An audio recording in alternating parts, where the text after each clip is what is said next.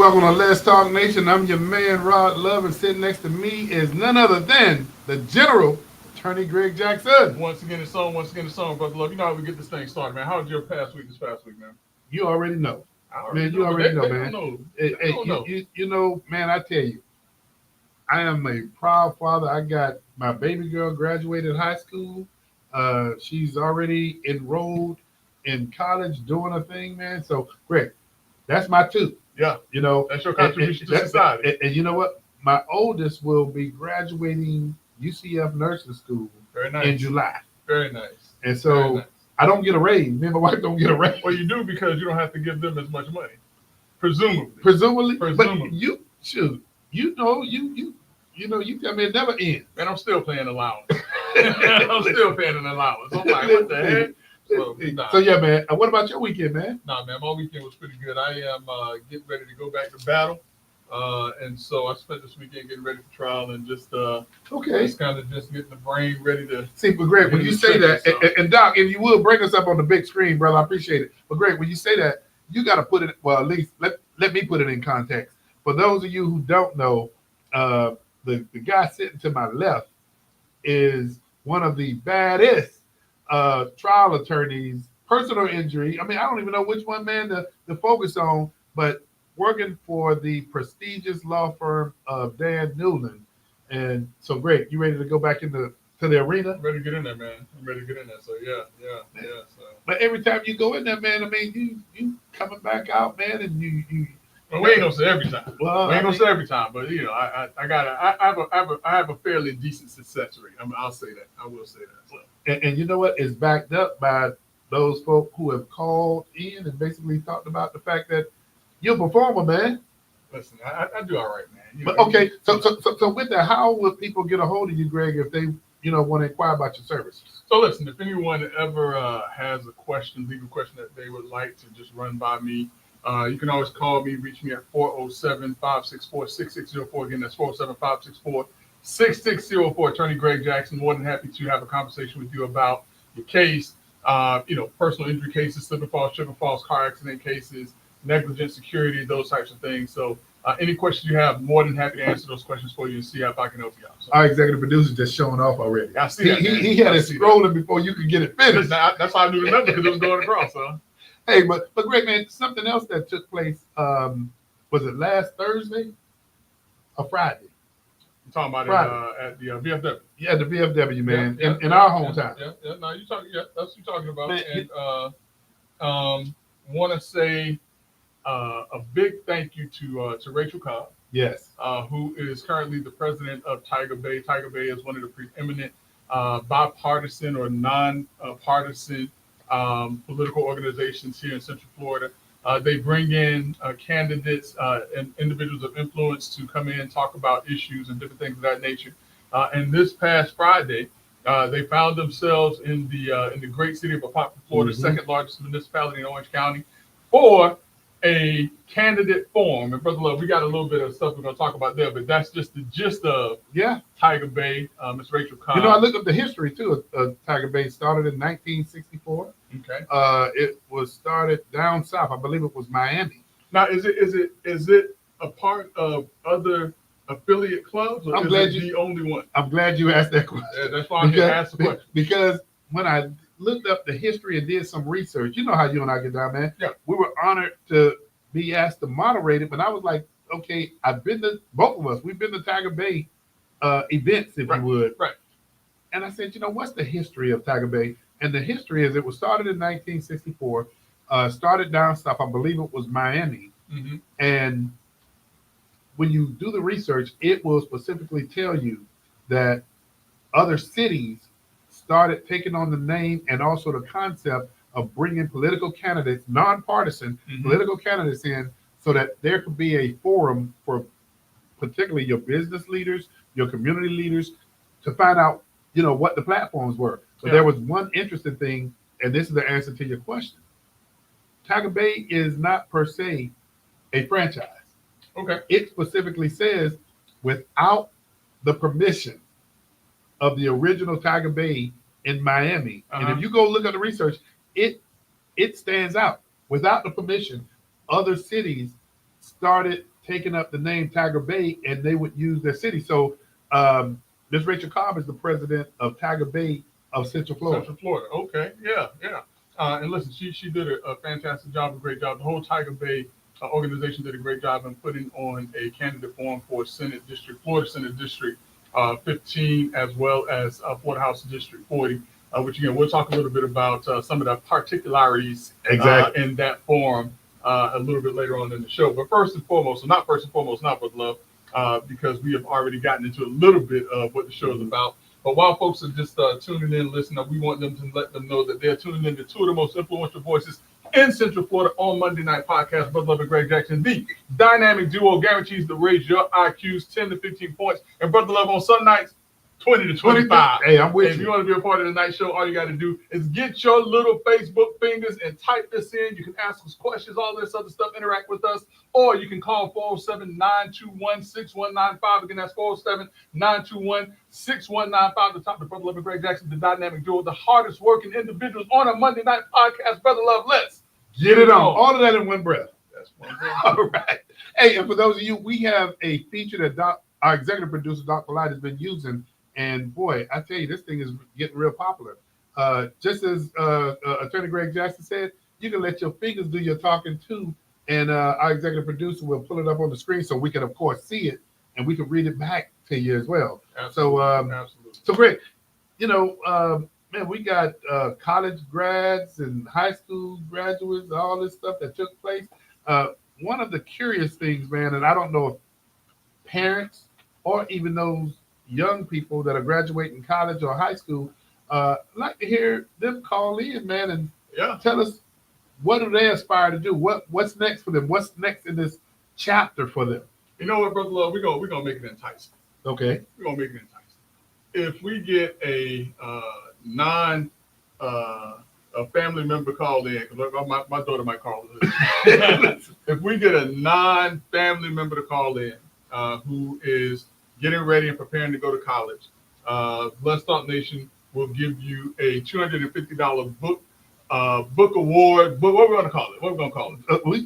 200, but let's go two of them. Let's do two of them? Yeah, let's do two of them. We'll do two of them. So we get two $250 book awards to anyone who calls in who is on their way to college. Listen, I went to college. That's about half a book right there, right? Hey, but you know what, Greg? I'm glad you said our kids can call in because they're already getting enough.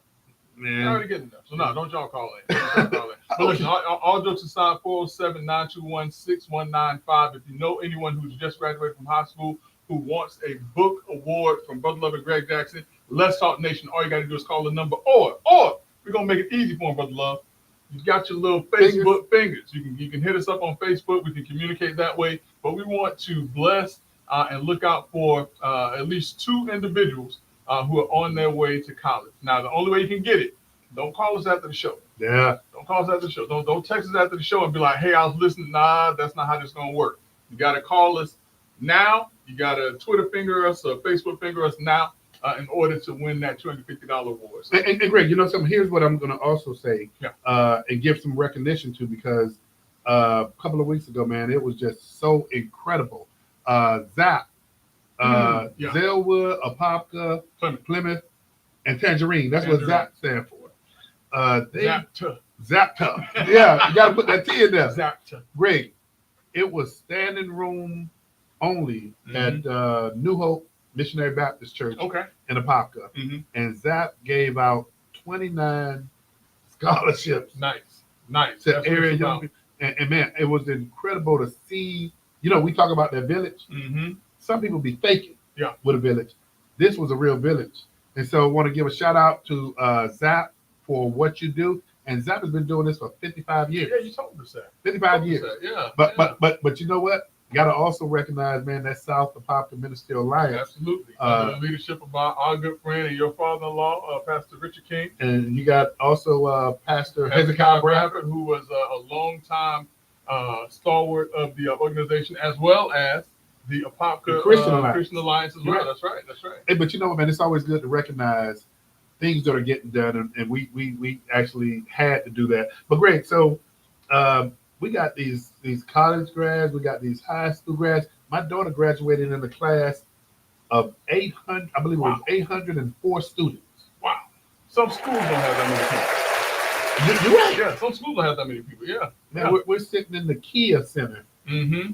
And man, I tell you, looking down, man, but the one thing I will say, man, these young folk, and it's called 1890 plan. Uh-huh. We gotta put it out for the parents. Uh-huh. Because that 1890 plan is simply this. When your kid turns 18 years old, they should have 90 days to develop that plan. But you can't just wait till they get in the senior year. Mm-hmm. This is stuff you got to be planning great when they're in the 10th, 11th grade, so that when they're senior, they turn 18 or they graduate, they got that 90 days going to the military, going to college, going to a vocational track. Have a plan. Absolutely. You know?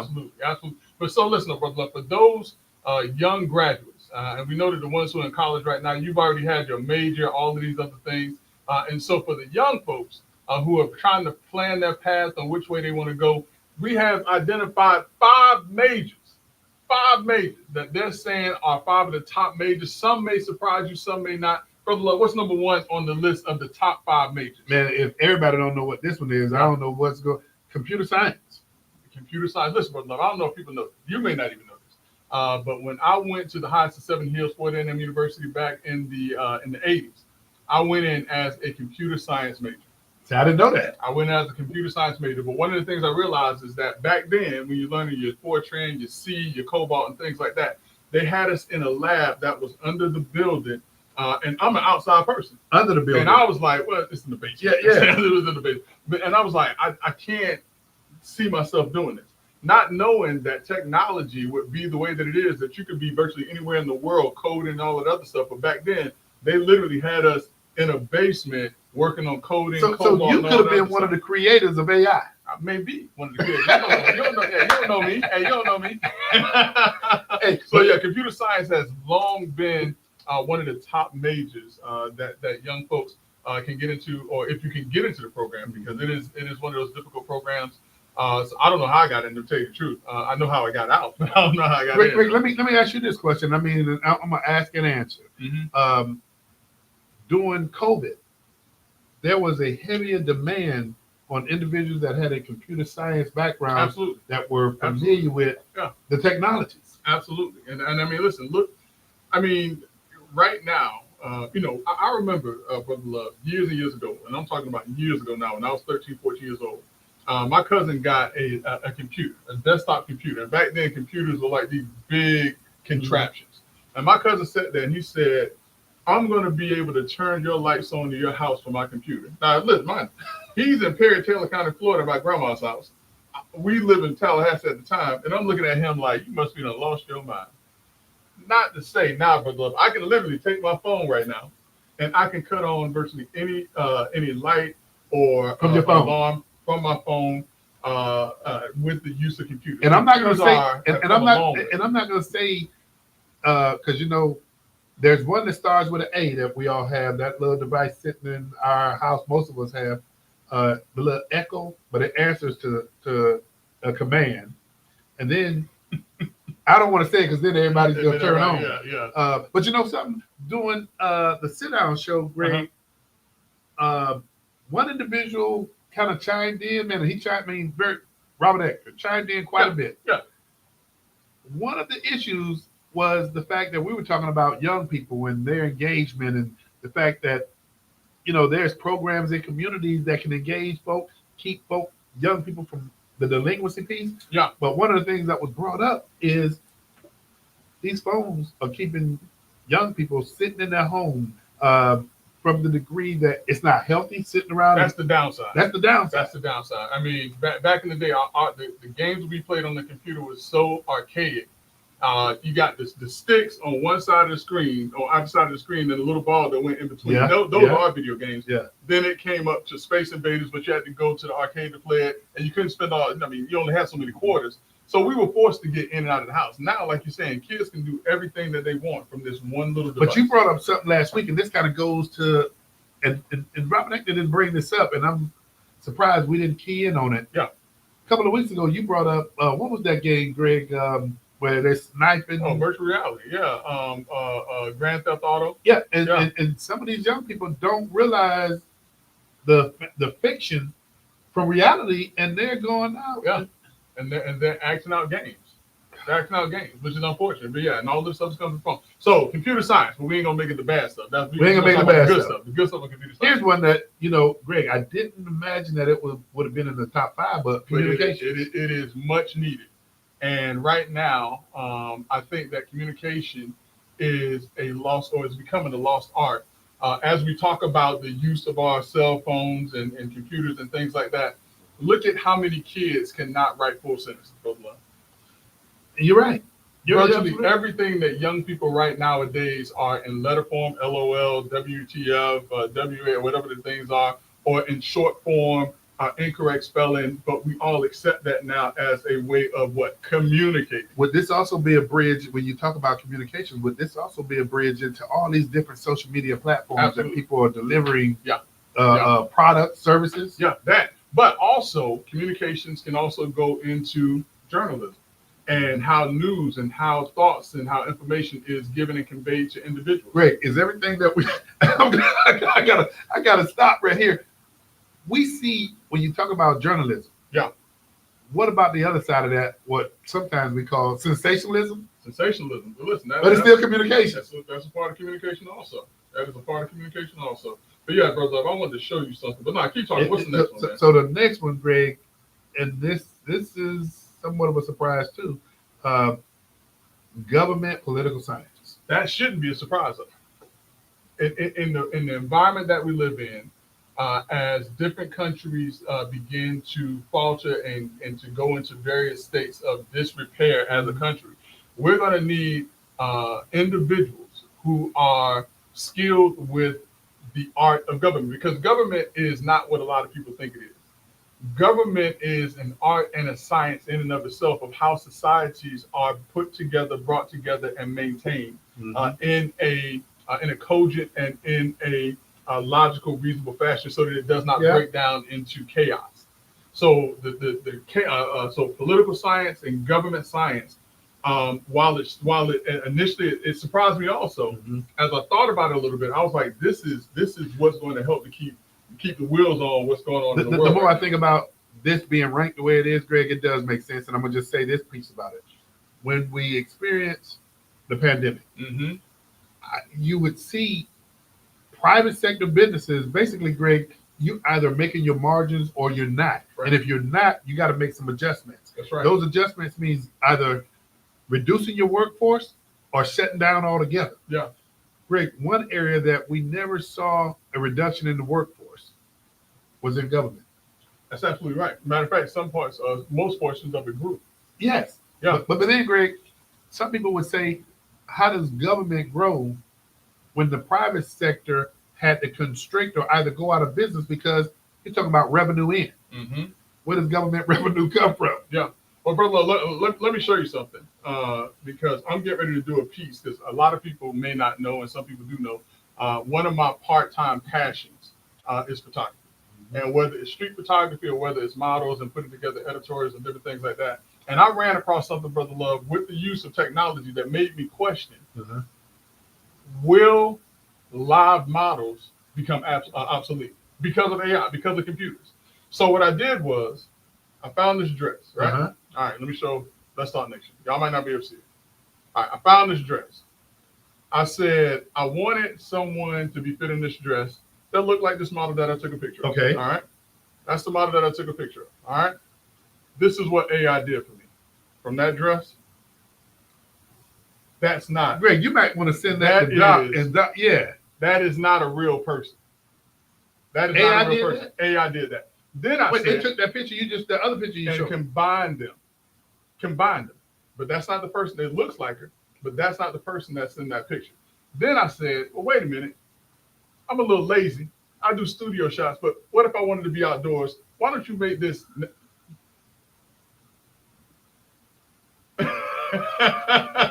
Greg, you got it, man. And so AI did all that. All of that in the matter of 5 minutes, Brother Love. But you know what? You know why I can believe that? Is because I saw the AI model of LeBron James sitting at a press conference, talking crazy. Well, given the appearance, he was talking crazy about his own teammates, when it But wasn't him. It wasn't it's him. not him. It's not him. But, so That's those are dangerous, things. Greg. That's very dangerous. That's very dangerous. I mean, look at this. So Now you know you just jumped in my wheelhouse like crazy, right? Hi, Attorney Greg. I have a question. If I'm in a car accident and the other Come on, man. does that mean I don't Hey, what you got, Doc? you in my territory now. Let me show you this. Got, man?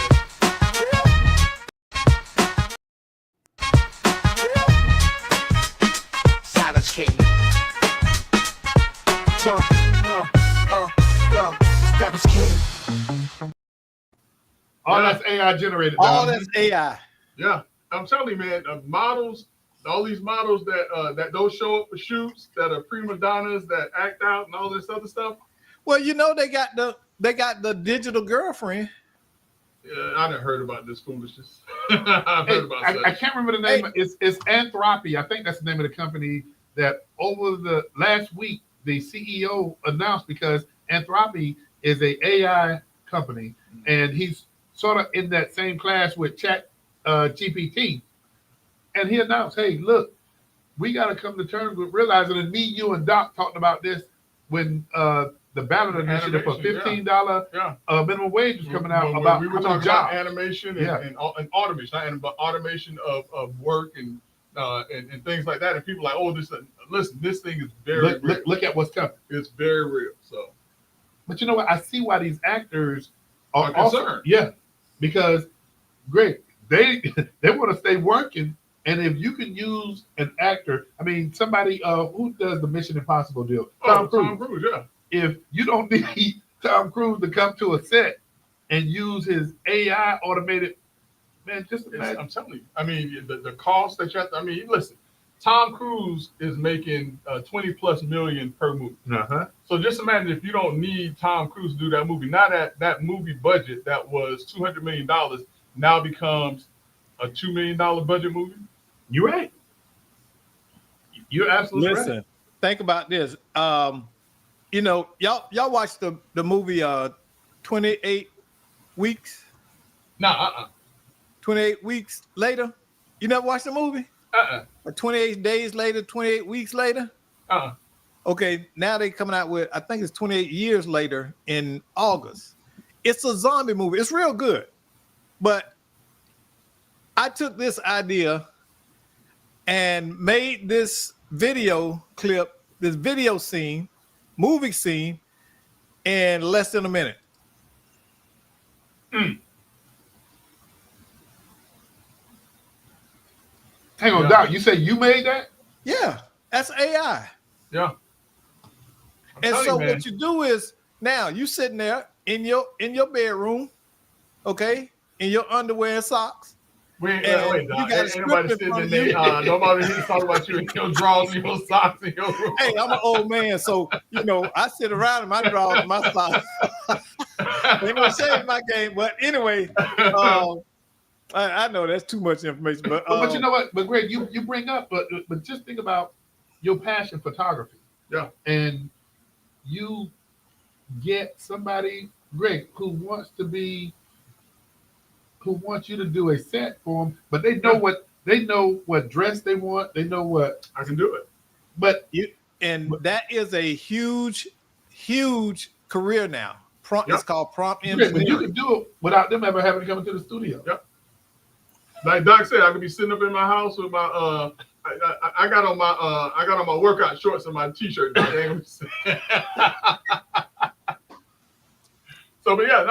I mean, listen. So, the world that is evolving around us is moving so fast in the past 20 years that I am fearful of what's going to happen in the next 10 years. Greg, let me ask you this, because I know we went back up the list real quick, but Yeah. you, in the capacity that with your legal bona fides, Greg, what about the liabilities associated? We saw LeBron, we saw some other folk that we watched these TikToks and they were sitting up there talking about their teammates, and I just happened to stroll down to the bottom and it said this was AI generated. Yeah. But Greg, reputations can be ruined by this. Stuff. Absolutely. And I mean, if it is a large enough player, obviously, and not player in terms of like the sport, but player in terms of the person that's doing the generating the image, then obviously there's some legal liability that they can be sued and, possibly for violation of name, likeness, and image and things of that nature. But if it's like these little kids that's doing this stuff and nobody can catch them, or somebody from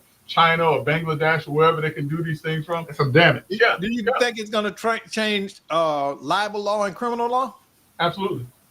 Absolutely. And as a matter of fact, it has to an extent, because remember, there was recently a law that was passed with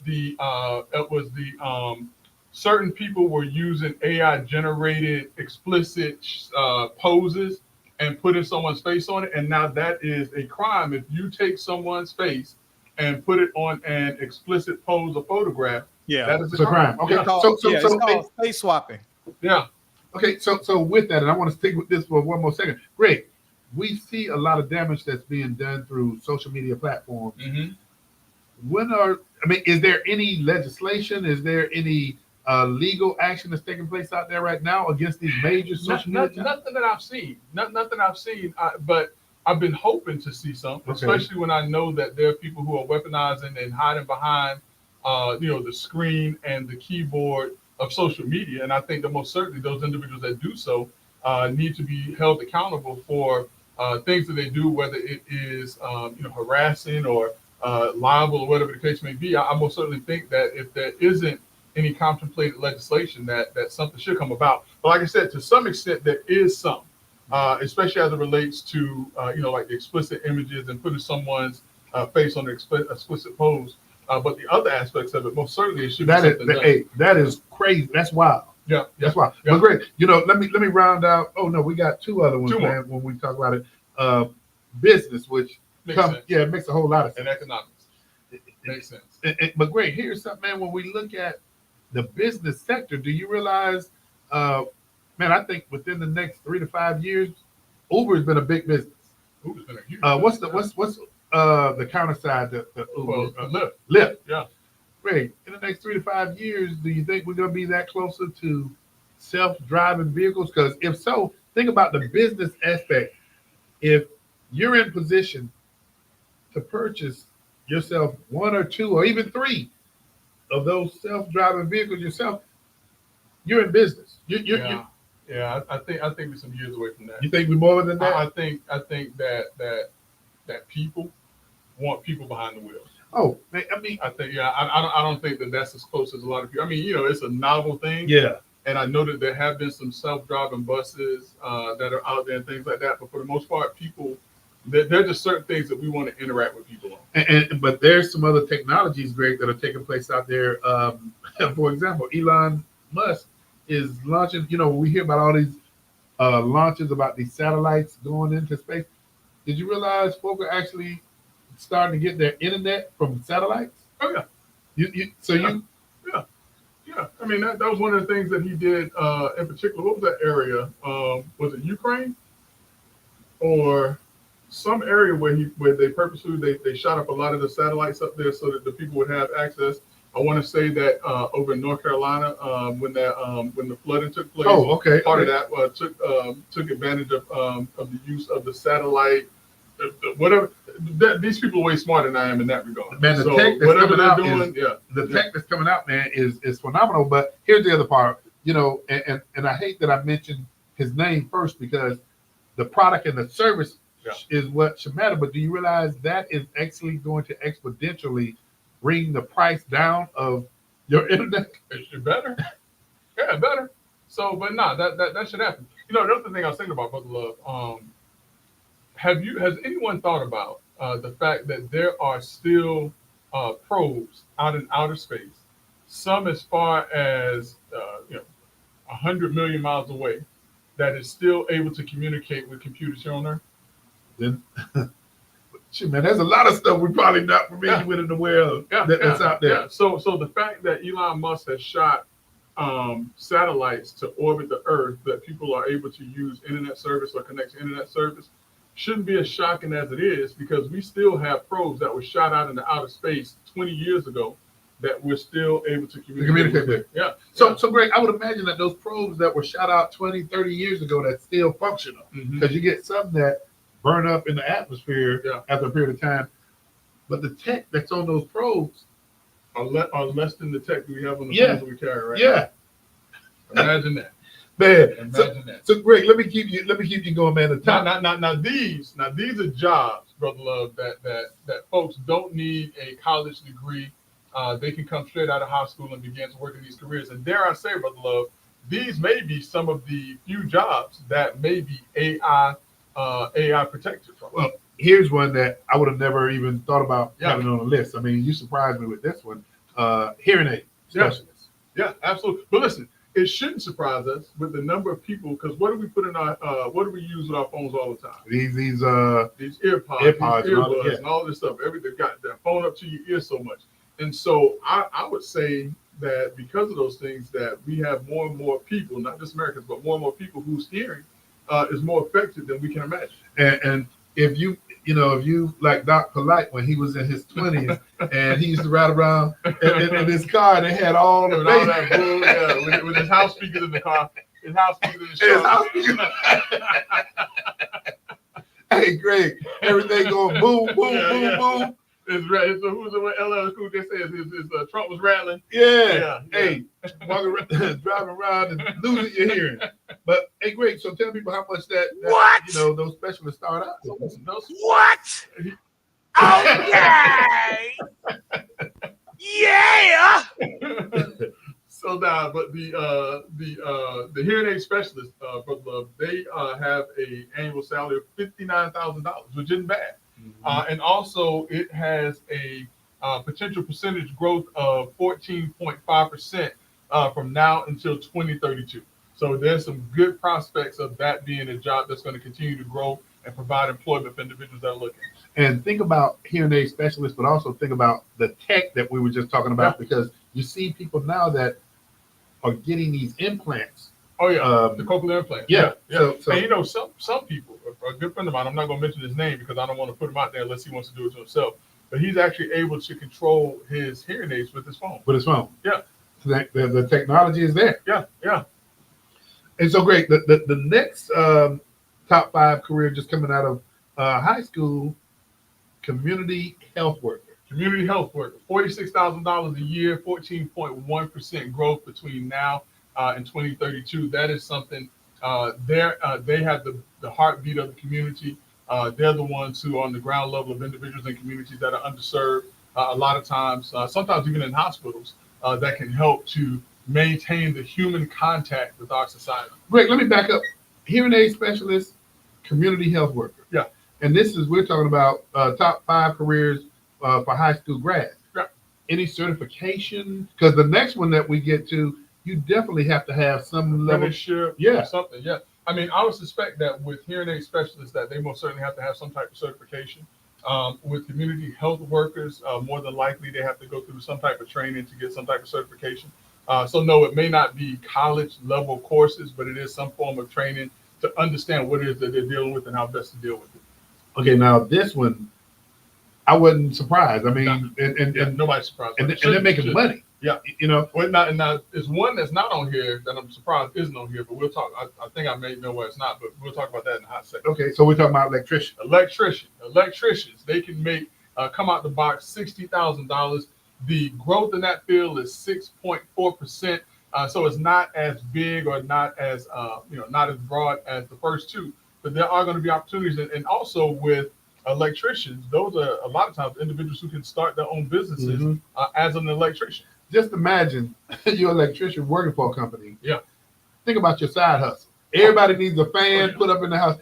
Everybody got some issue going on with the current that's going through the house. You can work as much as you want to work and make that money. That's right. Make that money. Great. Here go one that you said, man, if you could go back and do it all. If I could go back and change who I am, I would most certainly want to do this. Hey, Doc, I don't believe him. Hey, listen, I don't believe it. You better believe it. If I could, flight attendant. I don't want to be the pilot. I don't want to fly the plane. I want to be the flight. I want to fly. I want to get on the plane. I want to go all over the world and try. See, so I couldn't do it with like Southwest and nothing like that. I got to be fancy. I got to be on like Virgin Atlantic or Delta or United or something like What that. an upper echelon. Yeah, and I got to be on the big boy. I got to fly across the water. I got to be international with mine. So yeah, if I could do that, $63,000 a year. Listen, it's not a whole lot of money, but it's enough if I got my freedom to just get on the Get plane on and go. whenever I want Get on to. and Nice potential growth, 11.4% growth in that field. So if anyone is looking and you like to travel, you like to get out, you like to explore, be adventurous, flight attendant is the way to look. Okay. And Greg, last but not least, and I'm gonna give this a little bit more background. Greg, think about all the issues that we've had over the past 5 years dealing with opioids. And also think about how we constantly are going back and forth with how we get our medications in America and the price comparison to other countries. And the last one on the list is pharmacy tech. Pharmacy tech. And pharmacy techs, what people don't realize is that they're not just the individuals that you may see in Walgreens or CVS or Publix. Pharmacy techs also work in call centers. Okay. And they support remote pharmacists and ensuring that individuals are able to get their medications. They're like, and I don't know, like RX, like GoRx or something like that, but there are online pharmacy companies out there that utilize these pharmacy techs in a broader scale, more broader than what we could ever imagine. $38,000, but it's a good way to be in a career to where if you wanted to build and grow, you could. 5.6% job growth opportunities between now and 2032. So, well, Greg, I'd be remiss if I just glossed over that. And I know these are jobs or careers coming out of high school, but come on, man. You went to a place that you love to talk about, and I ain't gonna knock you for it. But they are also recognized for their pharmacy school nationally. Or FAMU? FAMU. Of course. They've always been recognized nationally for their pharmacy school. I haven't heard much. Yeah, always. Even in the 1990s, they were recognized. Okay. Yeah. All we've been hearing as of late was, the presidential search, which is over with now. So, we don't even not even gonna open that up, Greg. We ain't getting that. Hey, but the one career that I'm surprised that's not in the top 5. Now, I'm sure it's in the top 10, but what's not in the top 5? Plumber. Yeah. That's one that I was kind of surprised that I didn't see there. One that was in there that I was surprised about, it was number 16 on the list, was security guard. But you know what? Hey, I don't know if Doc or Armando is going to do the research real quick, but what's the starting pay for a plumber? I don't know, but plumbers can, if you talk about electricians making $60K, you got to be talking about plumbers at least in that same range, at the very least. I know they got to be up there. Yeah. But Greg, anytime you talk about something in construction, something in development of housing or commercial, electrician, plumbing, concrete, they're making some dough. Yeah. So, Brother Love, that is something for our young graduates, particularly coming out of high school, to look forward to either a career field or a major that you can get into, or a career field without having to necessarily go, because college ain't for everybody. Yeah, you're right. You're right. And that's why, we had a diversity. But Greg, here's why I want to see you make that pivot. Yeah. Into this next topic. What you got? P. Diddy, what's the update, man? Come on. You can't help but to see it. Listen, man, I find myself every day when I get home having to get my P. Diddy update. And I don't know if you recall, but about 3 weeks ago when the trial started, I came in, I sat down, and I said, you know what? This is a pretty good domestic violence case, but this is not a federal RICO case. Over the past 3 weeks, Brother Love, my thought process is starting to shift. Okay. And I think that the federal government is starting to put together a fairly decent RICO case against P. Diddy Combs. The reason being is that when we look at RICO, a lot of times people think about, like gangsters and, like mafiosos and different things like that. But basically what RICO is that if it is a criminal organization or criminal enterprise or an organization that supports the crime, and it has to be 2 or 3 certain crimes. And the crimes that Sean Combs is being accused of, one of which is coercion and sexual exploitation. And I think that they have put together a really, really good case because they have brought in his ex-girlfriend who talks about how he put her into this life. Now, granted, I hear a lot of times, and I heard people say, and I agree to an extent, that after a certain period of time, it seemed as if she was enjoying the free falls. But there were times when she would say no. there were times when she would say, I don't want to do this, but I have to because it'll make him happy. I think that she took on a victim mentality in order to allow herself to be used. What is that syndrome that we talked about? It is the golly, I knew you was going to ask me that. Well, so Stockholm syndrome. Okay. Stockholm syndrome. And so, in addition to the ex-girlfriend, they brought in one of his former employees who said that he sexually assaulted her, who also said that she had to go and put the rooms together, and that she would help to pay for prostitutes to come to the room, that she would have to clean the room, that she would work more hours than she was supposed to and not be paid overtime for the work that she was doing in order to promote his criminal enterprise. But that part, Greg, goes into wage theft, right? That is wage theft, but it also is a conspiracy, so to speak, to use his position or influence to commit a crime, which is drug use, prostitution, sex trade, sex trafficking. So you starting to see more pieces of this case come together. More pieces of this case coming together. Then there was also a piece about him using his staff from Bad Boy Enterprises, whatever they call it now, to go and to break into another person's home and to go through this person's things and to threaten this person. Greg, is there any merit? Is there any merit to, you watch the talking heads and then you hear about cars blowing up? You do hear about cars being set on fire. Yeah. And you hear about, this sounds like a movie, really and truly. But the way that the federal government is putting the case together and the people that they're bringing in to testify. So say, for instance, the night that Kid Cudi, Scott Muscudi said that Sean Combs was in his home, there was a young lady in the car with Sean Combs who told him where Cudi lived. Now, her thing was she was afraid of him. And she was coerced to take him where he lived. Uh-huh. And that is kind of the theme of everyone who's dealing with him, is that they were afraid of him. And so being afraid of him, they would do things that they can't even explain now. And again, that's why I say that victim mentality comes in, and they're doing things that they can't really explain. And so she took him to Sean Muscudi's home. And when they arrived at the home, he called him on the phone. And Sean Muscudi rushed to his home. And as he was rushing to his home, there was a black SUV that left and all these other things. Now, why is that all coming together? Why am I talking about all this stuff? Because they brought in a police officer that said that when they arrived at the scene, they saw a black SUV that was taken off from the scene. And the police officer explicitly recalled that when he looked at the tag on the back of the vehicle, it was registered to Sean Puff Daddy Combs' company. So it's things like that to where, wait a minute, it's placing him at places where people are saying these things are happening. And these are criminal acts. These are criminal. This is breaking and entering into someone's home. Causing a fire in someone's car, which, I don't know if they put it together a good enough case.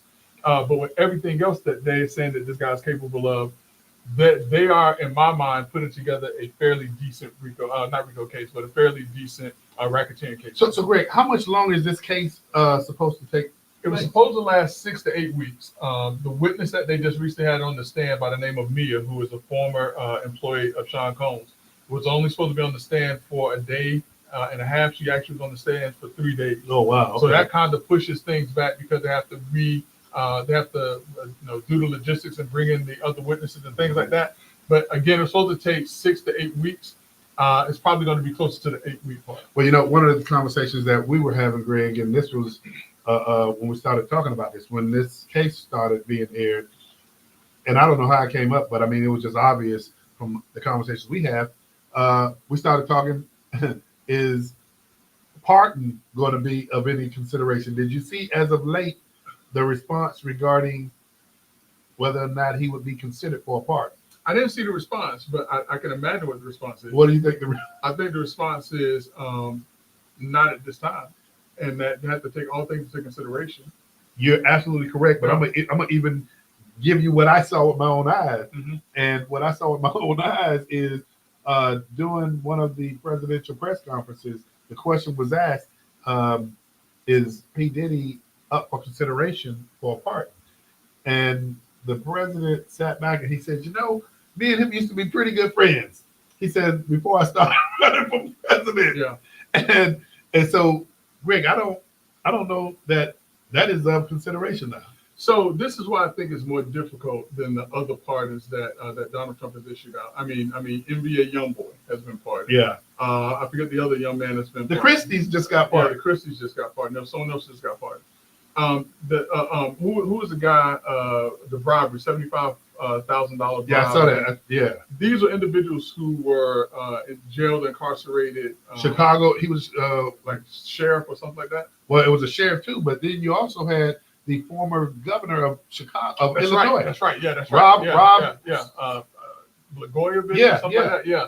But I mean, these are individuals who were accused of crimes of a financial nature. Uh-huh. What Sean Combs is being accused of is a crime against humanity or Okay. against an individual. He's been accused of sexual exploitation of women. He's been accused of physically harming people.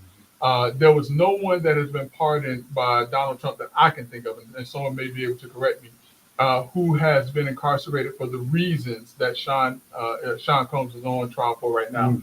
And because of that, I think that it's much more difficult. Even if they were friends, I think it's much more difficult to pardon him based on the charges against him. These are. I mean, Good point. I didn't think about it like that. Think Good about point. this. If he's going to pardon someone like that, he would have to pardon R. Kelly first. Oh, yeah. Yeah. I didn't think about when you put it. But now let me think. I think R. Kelly may be a state trial, but let's say, for instance, that would be along the same lines of an R. Kelly type of crime. Because one of the things about R. Kelly was dealing with minors was one, right? Women, yeah. And Sexual assault, sexual abuse. was sex trafficking part of his? I don't think that was a part of Okay, it. Yeah. okay. But so yeah, those are different crimes and much more difficult to overlook in Okay, my mind. I got In you. my mind. Well, great. I'm gonna make another huge pivot here. I like And, pivots. and this other pivot, man, takes us back to part of our intro when we talked about Tiger Bay. Yep. And Greg, Florida Senate District 15. I mean, that Senate primary District 15, is going to be taking place June 24th. June 24th. Early voting starts June 14th, if I remember right. So what, 2 weeks? Yeah. To about 2 weeks from now. So your thoughts on the field, man, because we had quite a few. Well, I think we had everybody except one person. The Republican candidate. Yeah. Okay. Yeah. So this past Friday, as Brother Love was indicating, we had the honor and privilege of hosting the Tiger Bay Forum in a park. I think they call it Tiger Bay on the Road or Tiger Bay on the Move. And as a part of that, there's a special election coming up in the state of Florida. If y'all recall, Geraldine Thompson, who is or was a Florida state senator here in the state of Florida, passed away in March or February. And because of that, her seat was left vacant. And so that meant that there were a number of individuals who would vie for that seat. And on Friday, Brother Love and I had an opportunity to meet 3 of the 5 individuals who have put their name in the hat and have put themselves up to serve or potentially to serve as the next senator in that seat. So one of the individuals, Brother Love, was unable or did not make it to the forum, which was LaVon Bracy Davis. Apparently, she had some other things that were on the schedule. But it's also my understanding. Well, let me take a step back. So that was one of the individuals that we had was LaVon Bracy Davis. The other individual that we had that was there at the forum, who actually was there at the forum, I should say, but that was actually there at the forum was Coretta Anthony Smith, a local attorney, a personal injury attorney.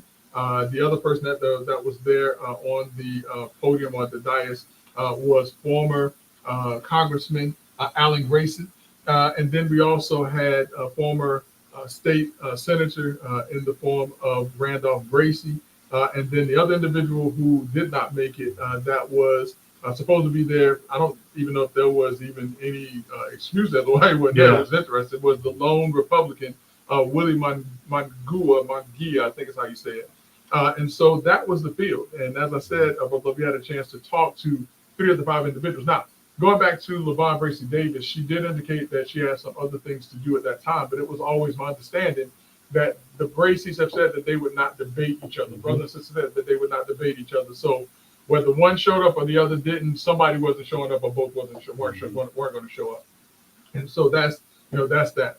But note, it wasn't a debate either. It was a forum. The forum. It's basically just getting information. We just wanted to know about their positions on certain issues. And there were some great questions that came out that were asked.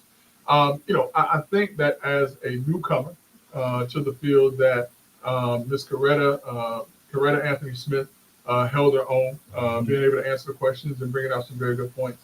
Alan Grayson, first time that I've seen him in about, I think the last time I saw Alan Grayson in person was probably in 2011, Okay. 2010, 2011. Interesting guy. And Interesting guy. And Greg, former congressman, didn't he run for United States Senate one time as well? He ran for U.S. Senate. He ran for state Senate Okay, okay. as well. He also ran for, no, not state Senate. He ran for that House seat that Frost eventually won. Oh, okay, Remember, okay. it was him. It was Corrine Brown that was in that race as well. There Oh, was so Alan Grayson was in that. Well, it was about like 7 or 8 eight candidates. Yeah, Okay, yeah. So okay. he was a part of that too. Interesting guy. I mean, he talks a lot about his history and his ability to get things done as well. And then you had, former state Senator Bracy, which, I was very happy in the forum that they were able to put aside the personal things that are taking place in this campaign, because there's some very personal things taking place in this campaign, Brother Love, that we talked about that did not foreshadow why the candidates were there. And I think that that everyone got a chance to hear, like I think legitimately hear how they would handle certain issues. And that's what I think the candidates deserve to be able to tell the people. I think that's what the individuals who came deserve. That's what people to came hear. out to hear. And I Yeah. think that the individuals who heard about the debate deserve to know that this debate was one where people really and truly talked about issues and left that personal stuff to the side. And Greg, I'm wondering, is that the first forum that has taken place for that District 15 so I far? want to say it is. I think so, because Yeah. I know there's another one taking place on the 9th Mhm. that's being hosted by a different collaboration of organizations, but I believe that is the first one. Now, do we know who all is going to go to that one? Don't know at this I can point. probably tell you that the Bracys probably will not show up. Mhm. I'll be very well. Let me say this, because I know them in person, but I don't know them, to where I can say, oh, they're going to do that. But I can say that I'll be very surprised if they show up to any of the other forums. And what I don't know, and let me go ahead and qualify this, I don't know if what's taking place on the 9th is a forum or a debate. I'm not sure. Yeah, listen, if it is a debate, Definitely. listen, Alan Grayson is a sharp guy. If it is a debate, I will say that he has the history, he has the educational acumen. Harvard graduate, undergrad, law school, public administration. I want to say it is very sharp guy. Spent a lot of time in D.C. even before he became a congressman. In a debate setting where he can talk about the things that he did on the Hill and how he could possibly transfer that to state government, I think he would be a problem for some Great, folks. great. This is going to be pretty tough, and I got to ask you anyway. And Yeah. I know this is an open-ended question, Yeah. but what do you think the problems with politics are, man? Listen, some of the problems with politics is a lot of times people stick around too long. I think that a lot of times people stick around too long. One of the things that I heard and that I appreciate, and I know that I'm gonna get some hate on this, and I'm fine with that. One of the things that I heard is that that Geraldine Thompson had determined that LaVon Bracy was going to be her successor. I don't like the word successor. I just don't. I think that it's up to the voters as to who's going to be the next person to represent and to serve them, and not an individual who's already serving that capacity. So that always, I don't care who it is, Yeah. that phrasing always troubles me. But the other thing that troubles me personally, Brother Love, this is me now, is that Geraldine Thompson, great lady, and I have nothing but great things to say about her from my personal interactions with her to her time in serving. I think that she stuck around too long. I think that the building of a bench should have been completed 10 years ago.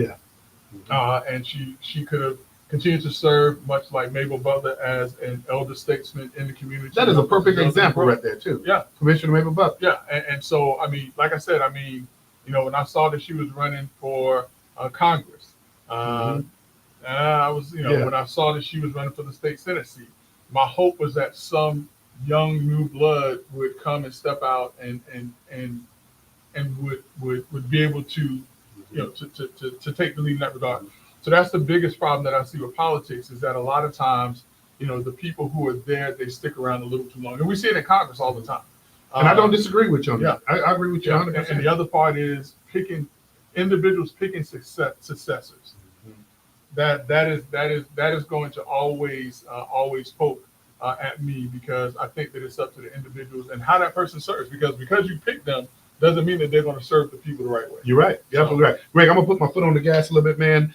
Florida House District 40 race, man. We had 2 individuals that showed up and they gave us everything we asked for. There are only 2 that's in that race, right? There's no Republican. Yes, so this is going to be a closed primary. Mm-hmm. Open primary. So that election on the 24th of June is going to be it for these 2 candidates in the form of Rayshawn Young, who is new to the campaigning aspect but not new to politics, as well as Mr. McCurdy, Terrence McCurdy, who is a former state representative. I think they both did a very good job. Just in full candor, I think that McCurdy has the background, although I know that Mr. Young is working with or has worked with Ms. Bracy as her chief legislative aide. I think that the work that McCurdy has done in the community, as well as his work in the legislature, I'm not saying for me, I'm saying that for voters may be something that they look towards. Now, I do know this. I do know that Young is raising a bunch of money. Okay. I do know that. But he's raising a lot of money. But one of the things, Greg, he is also a legislative aide right now. Right. So he resigned. That's right. That's right. So one of the things that we saw that I wasn't accustomed to seeing, and it's not because the lack of us wanting to see it, but when those 2 men got on the stage, they were cordial to each other. They shook hands. Yes. When they answered questions, they didn't cut each other off. They were very respectful to each other. They knew the issues. They did know the issues. I enjoyed. When the last time have you seen that? I haven't seen it in a while. And like I said, I enjoyed seeing the discussion between the 2, because that in essence what it was. And there were certain things that they could agree on, and they had no problem. Correct. They could agree on things. That was beautiful.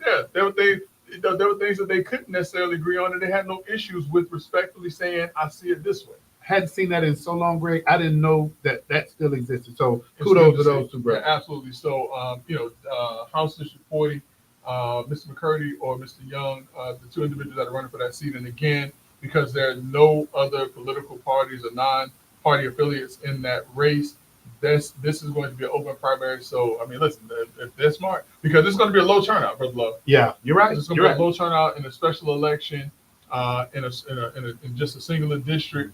And so they need to be knocking on Republican doors as well and working across the aisles. Everybody keep asking about when is LTN going to put out this book that we said we were going to do years ago. Every time the major elections take place. We talked about that for years. We did like kind of the. It was going to be a yeah. So everybody keep asking about that. But Greg, I know we're down to 2 minutes, man. White South South Africans enter the United States underneath the refugee status. What's your thoughts? Listen, while a lot of us were paying attention to Shedeur Sanders and Shiloh Sanders and their plummeting draft status, something was happening here in the United States. I believe that it was Elon Musk who assisted, because Elon Musk is from South Africa. Yeah, or South Africa. And so he went and he spoke to some of the South African farmers who are primarily white, who told him and convinced him that they were victims of persecution, that their land was being taken, that they were being murdered, and that they should be considered refugees. And what do you think about how the South African president handled that situation in prime time? I thought it was interesting. But I also thought that there were some compelling aspects of what was shown. In particular, when he said that, this isn't going on and tell me one specific person. I mean, I don't think any politician of that scale can tell you one specific individual or individuals who are being affected by this. So I think that was somewhat of a loaded question. But, when Donald Trump showed the political figures who were talking about taking white farmers' lands and killing white farmers and different things like that, I think that was compelling. The other side of that, though, I think that was just individuals just talking. Yeah. But if that happened here in the United States, would the response have been different? Well, I don't know. But I can't close out the show, Greg, with asking you the question about the Great American Cover-Up. Listen, this is something that we're going to have to talk a little bit more about it and actually set aside some time about.